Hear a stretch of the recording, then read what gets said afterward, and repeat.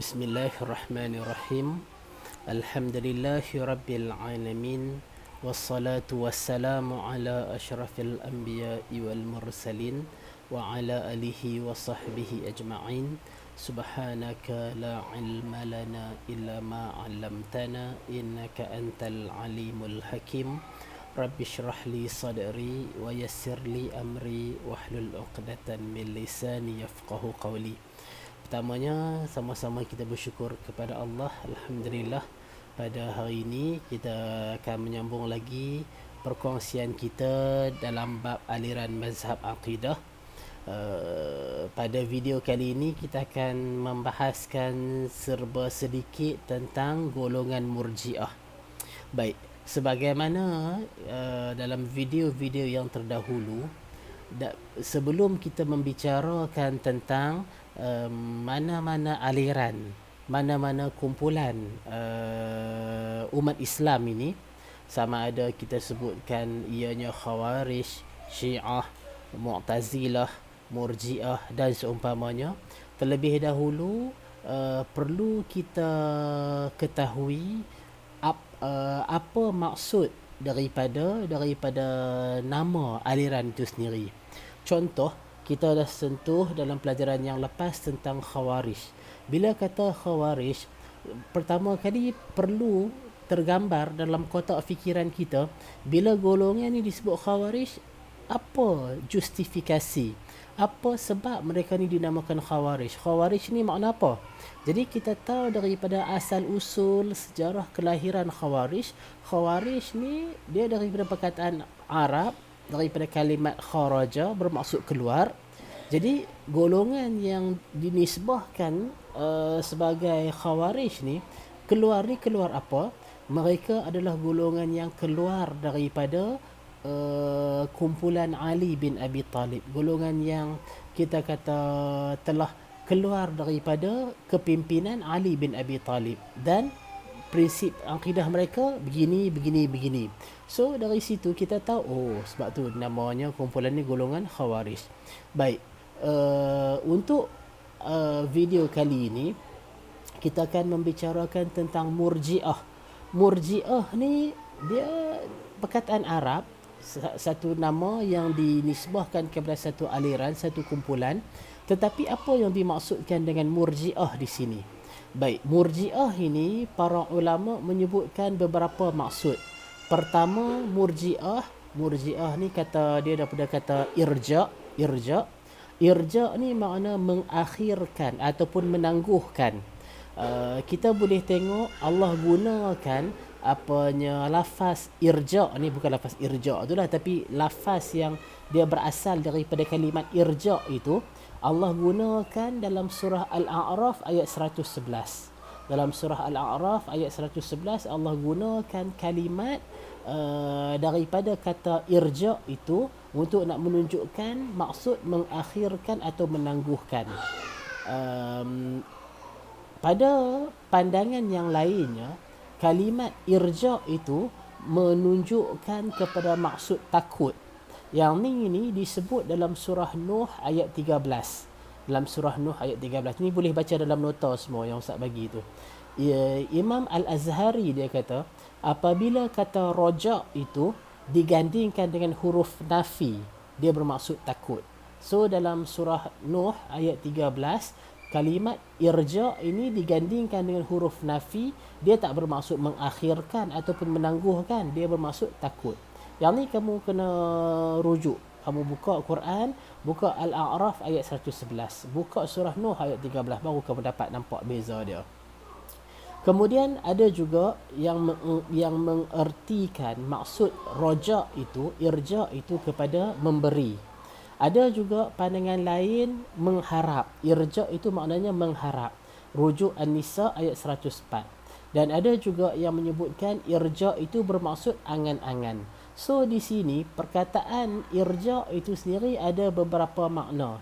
Maka ni dari segi bahasa saja, Dari segi istilah, kita nak kata golongan yang disebut sebagai golongan Murji'ah ni, apa yang mereka lakukan?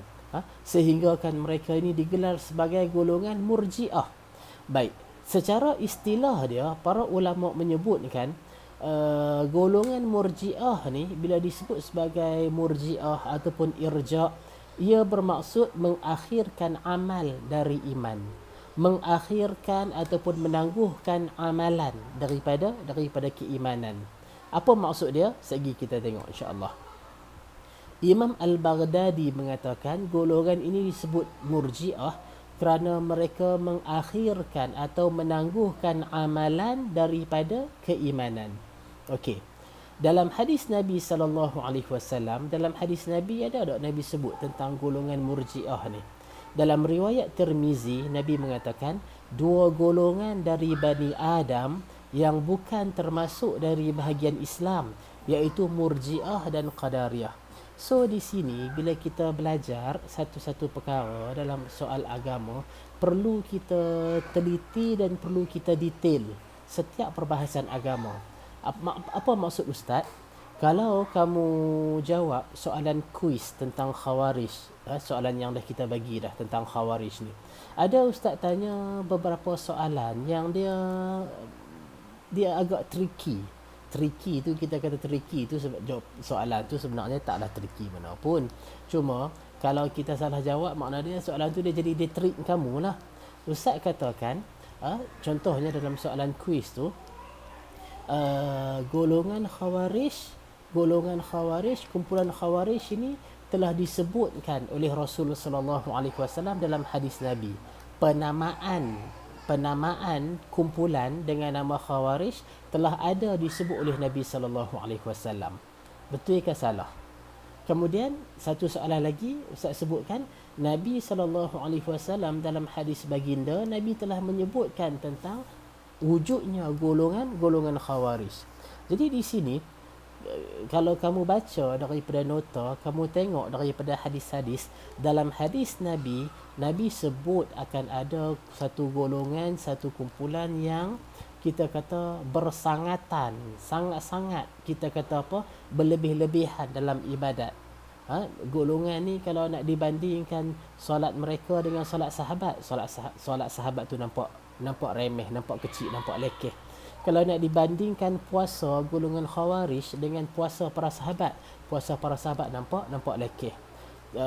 Jadi Nabi SAW menceritakan pada kita akan ada satu kumpulan yang nampak mereka ni hebat dari segi ibadatnya, kuat beribadat, tapi Nabi kata baca Quran ni tak lepas kerongkong. Maknanya para ulama, Imam An-Nawawi dan ulama-ulama lain mentafsirkan, dia baca Quran ni tapi kefahaman agama tu tidak ada di situ. Semangat tentang Islam, semangat beribadat memang kita kata nampak kalah sahabat, tapi kefahaman agama itu rosak. So dalam hadis tu Nabi sebutkan tentang akan ada satu kumpulan yang begini sifat dia. Jadi kalau ditanya dalam soalan, ada tak Nabi khabarkan tentang kewujudan golongan Khawarij?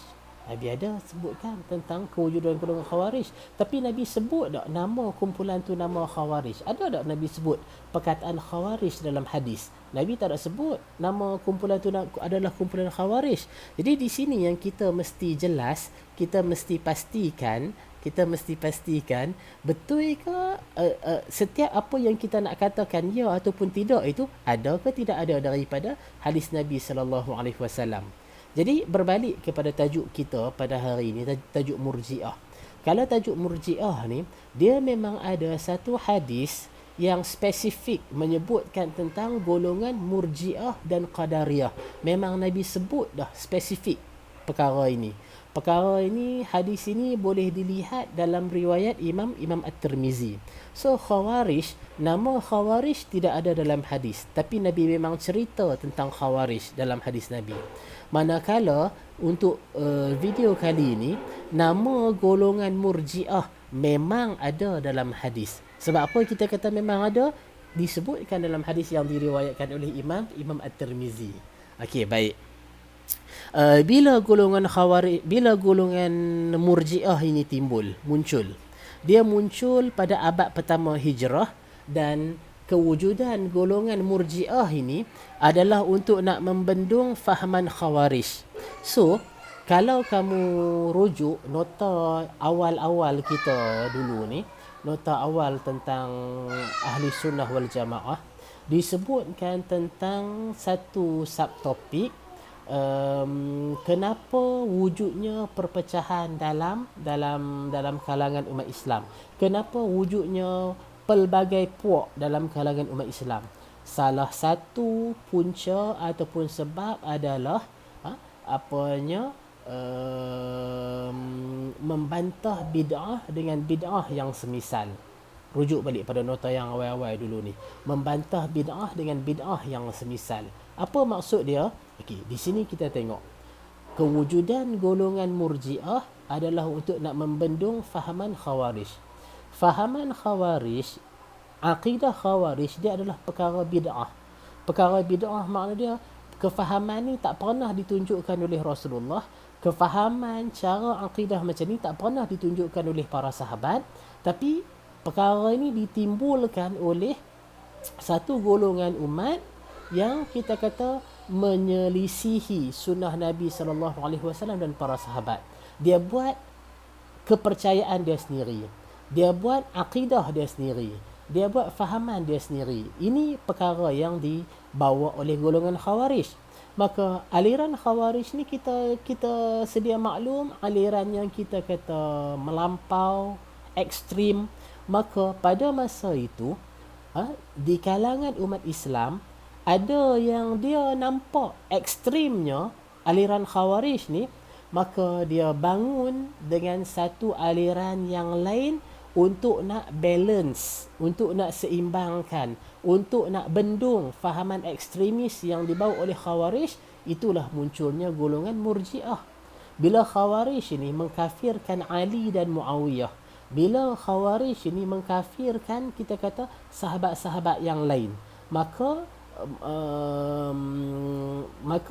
pada masa ini di kalangan umat Islam ada yang bangun nak bagi seimbang, ataupun nak bagi, bahasa kita ni, nak bagi kendong, nak bagi longgar sikit fahaman yang syadid ni, nak bagi orang kata apa, tak keras sangat fahaman ni. Dia buat satu aliran yang namanya Murji'ah.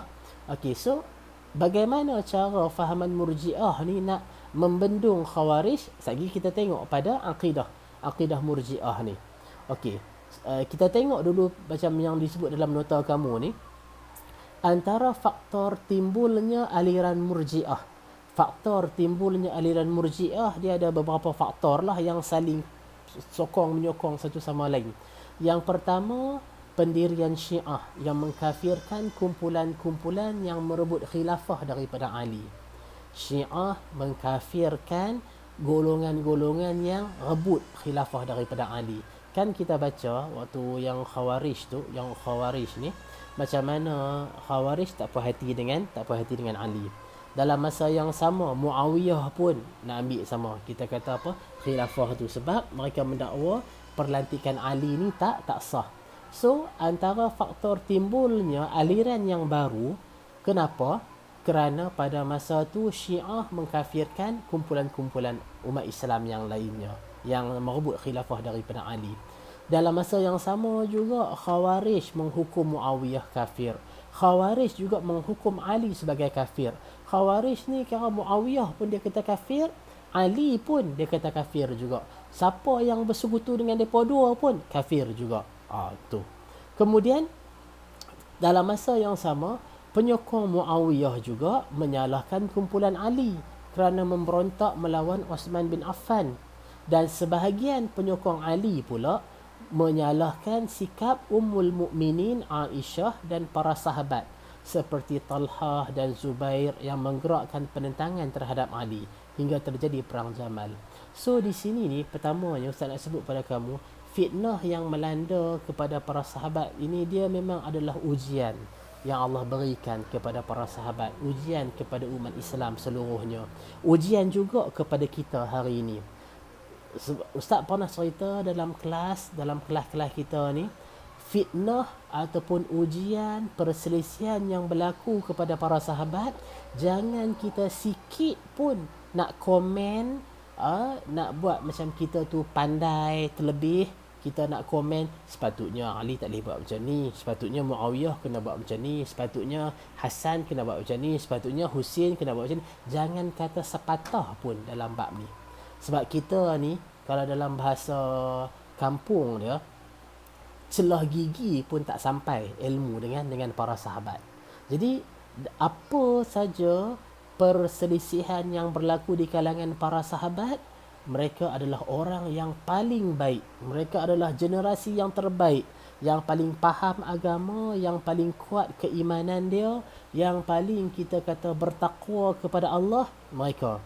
Jadi tak layak untuk kita ni dengan ilmu sikit yang kita ada, iman pun tak ketahuan betul ke tak betul, kita nak ulah kawan ni, nak ulah kawan ni.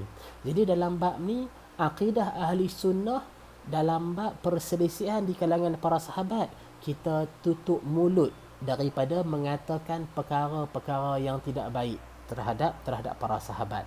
Perkara ini Allah pelihara kita, alhamdulillah, daripada berada dalam ketidakstabilan politik yang ada di zaman para sahabat. Allah pelihara kita, alhamdulillah. Maka janganlah mulut kita tu duk gatai-gatai pula, duk nak pi masuk campur perkara yang dah Allah pelihara kita daripada bab ni. Okey, so contohlah kalau ustaz tanya apa faktor timbulnya aliran Murji'ah, apa faktor timbulnya aliran Murji'ah? Jadi kamu boleh sebut ketidakstabilan politik yang berada pada masa tu, perselisihan yang berlaku di kalangan umat Islam. Syiah mengkafirkan kumpulan-kumpulan yang merebut khilafah daripada Ali. Kemudiannya Khawarij menghukum Muawiyah. Kemudiannya penyokong Muawiyah menyalahkan Ali. Kemudiannya penyokong Ali menyalahkan Ummul Mukminin Aisyah. Jadi sebutkan kita kata apa secara umum saja. Jadi di sini kalau kita perhatikan, dalam banyak-banyak kumpulan yang bersengketa di zaman sahabat ni, ada satu golongan sahabat yang dia bersikap berkecuali. Bersikap berkecuali ni makna dia tak mau nak terlibat, tak mau nak masuk campur dengan perselisihan yang berlaku dalam kita kata apa, politik, dalam kita kata khilafah umat Islam ni. Jadi bagi mereka pertikaian di kalangan pemimpin, di kalangan sahabat ni, Allah lah yang akan menilai di akhirat nanti. So golongan sahabat yang berkecuali ni, dia ada lebih kurang 8-10 orang lah. Kamu boleh tengok dalam nota tu, dia ada lebih kurang 8-10 orang. Golongan ni dia bersikap berkecuali, tidak memihak kepada mana-mana kumpulan. Sokong Ali pun tidak, sokong Muawiyah pun tidak, sokong Ali pun tidak, sokong Muawiyah pun tidak, nak sokong Aisyah pun tidak, berkecuali terus. Dan ada di kalangan sahabat-sahabat ini yang meninggalkan kota Madinah untuk nak lari daripada kancah politik yang tidak menentu ni. So antara sahabat-sahabat yang ambil sikap berkecuali ni, Abdullah bin Umar. Abdullah bin Umar ni anak kepada Umar Al-Khattab.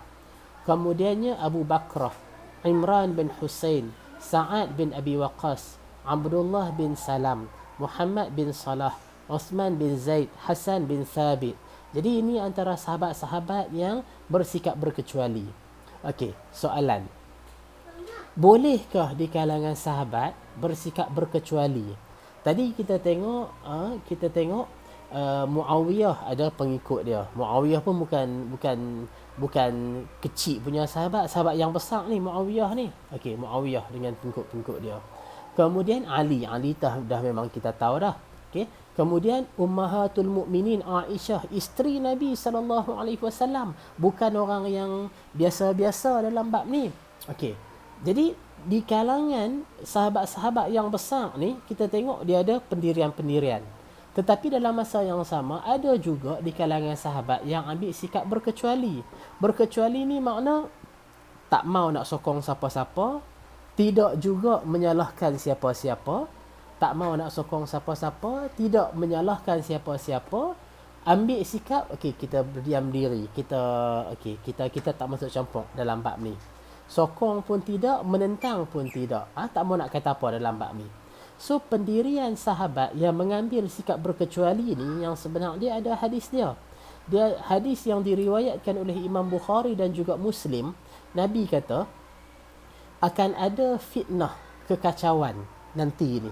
Nabi dah cerita dah perkara yang akan berlaku ni. Nabi kata akan ada fitnah, kekacauan, maka orang yang duduk lebih baik daripada orang yang berjalan. Orang yang berjalan lebih baik daripada orang yang ikut serta berusaha menghidupkan fitnah itu. Ketahuilah, apabila terjadi fitnah itu, maka siapa yang mempunyai unta, hendaklah dia kembali kepada unta dia. Siapa yang mempunyai kambing, hendaklah dia kembali kepada kambing dia. Siapa yang mempunyai tanah, hendaklah dia kembali kepada tanah dia. Abu Bakrah, sahabat yang merawikan hadis ni, kata lagi, seorang sahabat bertanya, wahai Rasulullah sallallahu alaihi wasallam, bagaimana jika seseorang itu dia tidak mempunyai unta, kambing atau tanah? Maka baginda sallallahu alaihi wasallam mengatakan, hendaklah dia mengambil pedangnya, lalu dia pecahkan mata pedang dia dengan batu. Kemudian carilah jalan untuk menyelamatkan diri jika memungkinkan. So, daripada hadis ni kita tengok Nabi dah sebutkan nantinya akan berlaku kekacauan, akan berlaku fitnah, akan berlaku perkara yang kita sendiri tak boleh nak. Kalau kita kata apa, tali yang kusut, rambut yang kusut, ataupun apalah saja fitnah yang dia dah merajalela, dia dah jadi meluah. Kita nak buang yang keruh, kita nak bezakan yang mana yang betul, yang tak betul, dia jadi payah dah. Sebab dah bercampur macam-macam dah. So pada fitnah kekacauan yang berlaku dalam kalangan sahabat ni, dia dah campur belaka-belaka dah. Dia sukar untuk kita nak buat keputusan, untuk kita nak ambil satu pendirian. Dia sukar, masing-masing ikut ijtihad masing-masing. Maka kerana itu Nabi sarankan orang yang duduk pada masa tu lebih baik daripada orang yang berjalan. Orang yang berjalan lebih baik daripada orang yang ikut serta menghidupkan fitnah ni. Maksudnya menghidupkan fitnah ni makna ikut serta dalam apa yang kita rasa betul, apa yang kita ni, okay, sokong ni. Contohnya macam tu. Okay? So Nabi kata bila terjadi fitnah ni, siapa yang ada unta, pergilah urus unta dia. Siapa yang ada kambing, balik ke kambing dia, urus kambing dia. Siapa yang ada tanah, balik ke tanah dia, urus tanah tu, senang lagi, elok lagi. So kalau unta tak ada, kambing tak ada, tanah tak ada, Nabi kata ambil pedang dia, lalu pecahkan mata pedang dia dengan batu. Ambil pedang, lepas tu ambil batu, katok mata pedang dia tu, bagi tumpul, bagi patah. Supaya apa? Supaya bila pedang patah, mana dia nak pergi perang ke apa, tak boleh. Jadi duduk saja diam-diam, cari jalan untuk nak selamatkan diri. Biar kita kata apa, tak terjebak, orang kata apa, tak terpalit dengan fitnah-fitnah yang berlaku ni. So ke-8 sahabat ni yang buat keputusan untuk nak berkecuali, 8 sahabat ni mereka bukanlah yang membentuk aliran Murji'ah dah. 8 sahabat ni dia tak membentuk satu mazhab ataupun satu aliran dah. Sebab 8 sahabat ni mereka sendiri-sendiri saja. Dan para sahabat ni pun yang sebenarnya mereka tak ambil pengikut-pengikut apa pun. Murji'ah ni golongan yang kita kata sesat. Murji'ah ni golongan yang sesat.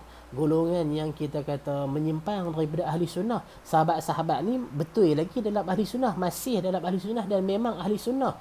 Jadi Ustaz nak sebutkan pendirian berkecuali yang diambil oleh sahabat ni, mereka ni tidak membentuk satu mazhab yang baru, tidak. Mereka masih lagi berpegang dengan sunnah Rasulullah sallallahu alaihi wasallam. Cuma nak sebutkan daripada pandangan sahabat ini yang mengambil sikap berkecuali, fahaman daripada mereka ni akhirnya diikut oleh golongan-golongan yang kita kata dangkal agama dia, yang cetek agama dia, lalu dia duk buat fahaman dia sendiri. Dia duk buat yang kita kata fahaman irja' ni. Irja' ni apanya? Kalau kita perhati sekali lah, bila kita masuk cerita-cerita hak ni, dia golongan Murji'ah ni, dia golongan yang faham kata apa? Kalau orang yang buat dosa besar, dia masih lagi sempurna keimanan dia. kita ahli sunnah, orang yang buat dosa besar, orang yang buat dosa besar ni kita kata fasik. Dia berdosa besar lah, dia fasik. Dia boleh diazab, dia boleh diampunkan dosa ikut kehendak Allah lah. Kalau Khawarij, dia kata pelaku dosa besar ni kekal selamanya dalam neraka. Okey, so Murji'ah ni pula berbeza. Dia kata orang yang buat dosa besar, mereka ni masih lagi seorang mukmin yang sempurna iman dia. Tu yang kata salah tu. Ni yang maksud dia apa? Menangguhkan amal daripada iman tu. Okey, baik. Tak apa. Ni kita sambung sikit lagi tentang yang sahabat ni. Okey, sahabat yang mengambil sikap berkecuali ni, apanya, kebanyakan para sahabat, tabi'in dan ulama berpendirian wajib menolong pihak yang benar bila terjadi fitnah. Wajib sama-sama memerangi golongan yang melampau yang melakukan kezaliman. Tetapi dalam masa yang sama, kalau kita tak boleh nak menentukan yang mana yang benar, yang mana yang salah, maka jangan campur mana-mana kumpulan. So, apa yang Ustaz nak sebutkan di sini, pendirian sahabat yang kita kata bersikap berkecuali, memang tadi kita tengok Aisyah ada pendirian dia, Muawiyah ada pendirian dia, Ali ada pendirian dia. Lepas tu ada di kalangan sahabat ni yang berkecuali. Semua pendirian sahabat ni adalah benar. Sebab apa? Sebab masing-masing ada ijtihad dia. Sebagaimana para ulama kata, kebanyakan para sahabat, tabi'in dan ulama berpendirian wajib tolong pihak yang benar bila berlaku fitnah. So, siapa yang contoh kita kata apa, yakin dengan Ali, okey, dia kena tolong Ali pasal ijtihad dia tu, dia yakin dengan Ali. Siapa yang yakin dengan Muawiyah, dia peganglah dengan Muawiyah. Siapa yang yakin dengan isteri Nabi Aisyah, dia pegang dengan isteri Nabi. Okey, kita wajib tolong pihak yang benar sekiranya terjadi fitnah ni, tak ada siapa khilaf apa. Kemudian kalau kata ada orang yang melampau, yang melakukan kezaliman, wajib kita perang golongan-golongan pelampau. Ni dua prinsip yang kita kata apa, tak ada khilaf apa. Cuma masalah dia di sini, bila kita tak dapat nak pastikan siapa yang benar, siapa yang salah. Bila kita tak dapat nak pastikan siapa yang benar, siapa yang salah, maka dua-dua kumpulan jangan kita masuk campur. Mana-mana kumpulan jangan kita masuk campur. Pasal kita tak tahu hak mana yang betul, hak mana yang salah. So sebab itulah 8 sahabat ni, bila mereka tak dapat nak pastikan hak mana satu mereka nak ikut, mereka pun ambil sikap berkecuali. Okey, so untuk video yang pertama ni, cukup sekadar ini dulu. Kita sentuh tentang apanya sejarah golongan Murji'ah, macam mana Murji'ah ni timbul. Okey, Ustaz nak kamu jawab dalam email, berikan justifikasi sikap berkecuali yang dilakukan oleh 8 sahabat dalam pertelingkahan antara Ali, Muawiyah dan juga Aisyah. Berikan justifikasi. Justifikasi ni maknanya sebab, alasan, hujah. Mengapa 8 sahabat ini, mengapa wujudnya 8 sahabat yang bersikap berkecuali, dan bagaimanakah pendirian mereka di sisi as-sunnah. Maksudnya betul ke tak betul dengan hadis apa yang sahabat-sahabat ni buat. Yang tu untuk Ustaz nak nilai siapa yang tengok video ni, dia dengar sampai habis video ni, dia jawab soalan, dia boleh jawab lah soalan tu, insya-Allah. Baik, jadi siapa yang tak tengok video ni, dia tak jawab soalan tu, maka dikira dia tidak melihat apa kelas kita ni. Okey, jadi saya rasa sekadar itu dulu. Kita sudahi dengan tasbih kafarah.